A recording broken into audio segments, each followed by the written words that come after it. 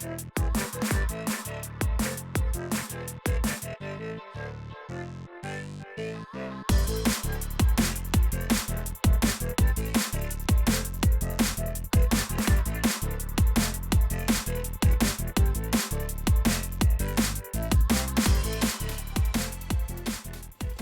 and welcome to Pop Along RC, the RC car channel dedicated to all things RC car racing, and our goal is to get you guys on the track and racing too.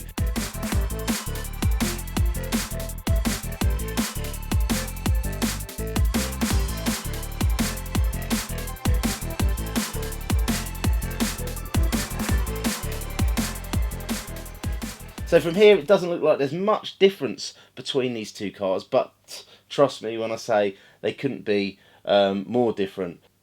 So this one here is my front wheel drive Tamiya M210, which I've been running in the two wheel drive MTC class. And over here we have got a GT12, which again is two wheel drive, but this is a rear wheel drive car.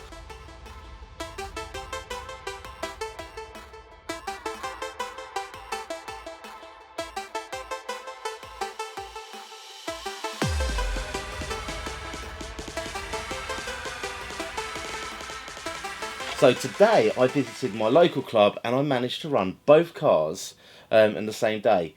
It was pretty hectic, I'm going to be honest. There was quite a lot for me to be messing around with, keeping two cars plus my son's car in one piece and on the track. I wouldn't necessarily recommend running multiple cars on one day, but I did get to run. Both these cars ran exactly the same track, and let's see how they got on.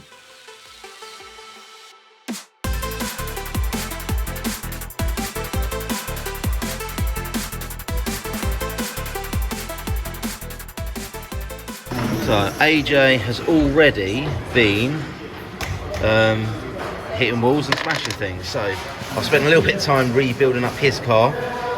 This one, the M210 is back, and this time I beat everyone that was here last week, but we have a Bishop in the race who is another level with his MTC fronty. And then over here, lots of people have been asking about this. This is the return of the Atom 3. I've had a good friend do a little bit of work on getting this car set up. So I'm going to take it out for a few laps today, just dust it off, and I'm hoping to get this ready so I can join the guys over at Wycombe RC.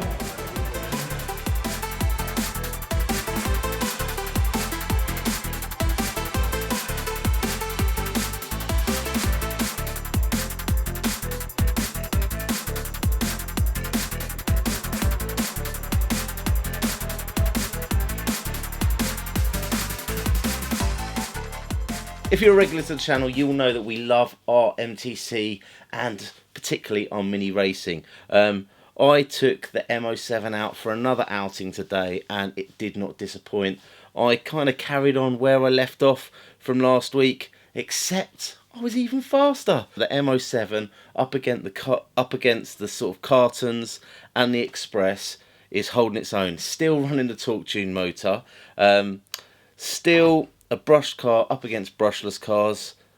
I'm just loving it. I'm absolutely loving driving this car. It's super great fun. I am tempted to get the Carten out because I do know that when I've run the Carten in the past, it has been a little bit quicker than this. Obviously that's set up with brushless technology. So maybe in the next couple of weeks I will get that out running. However, today it's the return of the Atom 3.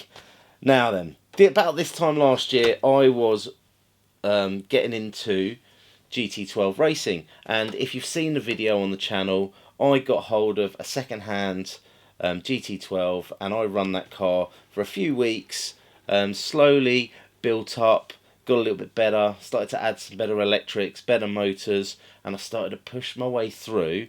And then they released the Atom 3. Got the Atom 3, I did a few build videos with it, took it out racing, and I really struggled with it in those first couple of weeks. And then the winter ended, we headed off outside, and this has lived on a shelf ever since. Now then, at our local club, GT12 is really the main class. If anyone saw the last round of the GT12 Nationals and that amazing orange car that went on to win the A final, that's Matt from Milton Keynes, and he is an outstanding driver.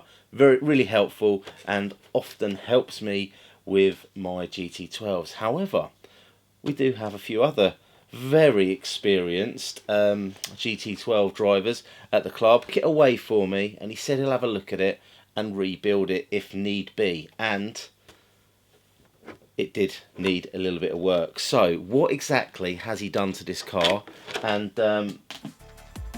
did it actually make any difference?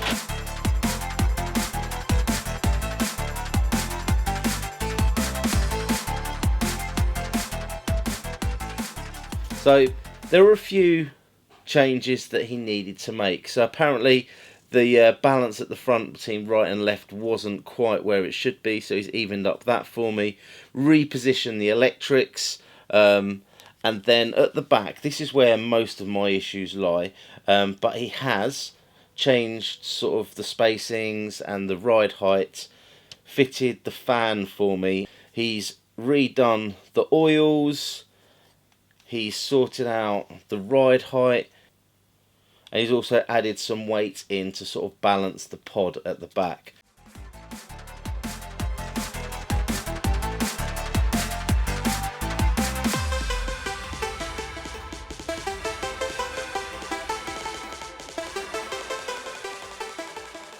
Okay, so I know you guys love to hear my excuses.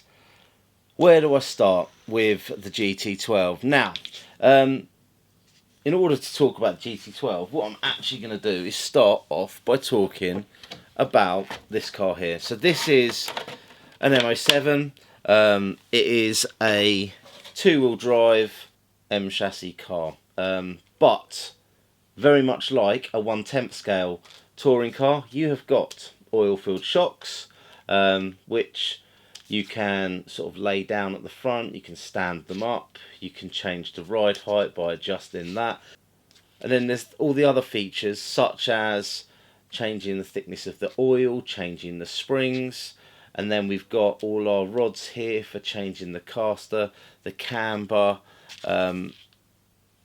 Very, very similar to the changes that you could make on a touring car. And that's something that I just understand. So if I run this, if I run my Tamiya trucks that you can see up there, my touring car, any of my other sort of minis, we've got even the buggies, okay, they still have the same technology with regards to the shocks. You can change the positioning of them and the oil and things like that. So to me that makes sense. However, when we take a look at this, it's a little bit more confusing.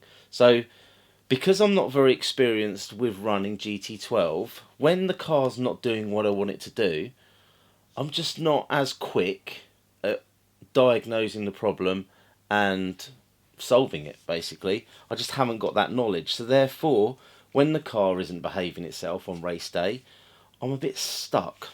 Fortunately though, there are many a club guru who know their way around these cars, and they're always willing to sort of give advice and point me in the right direction.